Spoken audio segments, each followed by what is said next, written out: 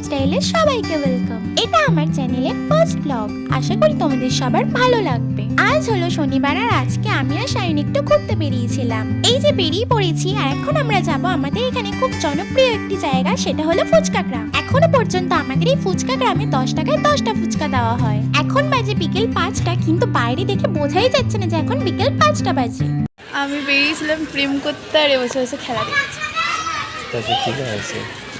এই জন্যই একটা শো খেলা দেখবে।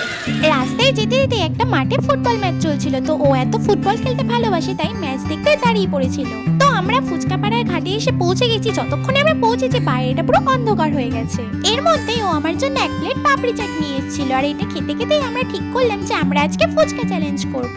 6টা বাজতে না বাজতে আমরা ঘাট থেকে বেরিয়ে পড়লাম আর বাইরে বেরিয়ে এসে দেখি এই মন্দিরে এখন সন্ধ্যা আরতি চলছে। এখান থেকে আমরা বেরিয়ে এখন সোজা চলে যাব ফুচকার দোকানে। আমরা ফুচকার দোকানে চলে এসেছি আর ফুচকা খাওয়া স্টার্টও করে দিয়েছি। আমি হাইয়েস্ট খেতে পেরেছিলাম 69টা আর ও হাইয়েস্ট খেয়েছিল 70টা। অনেক কষ্ট করে এতগুলো ফুচকা খাওয়ার পর আমরা সোজা বেরিয়ে পড়েছিলাম রামপ্রসাদের ভিটেতে যাওয়ার জন্য।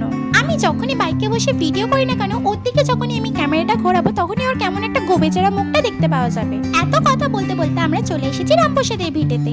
যেহেতু আমরা সন্ধ্যের সময় এসেছি, তো আমরা এখানে দেখতে পেলাম অনেকে মোমবাতি জ্বালাচ্ছিল।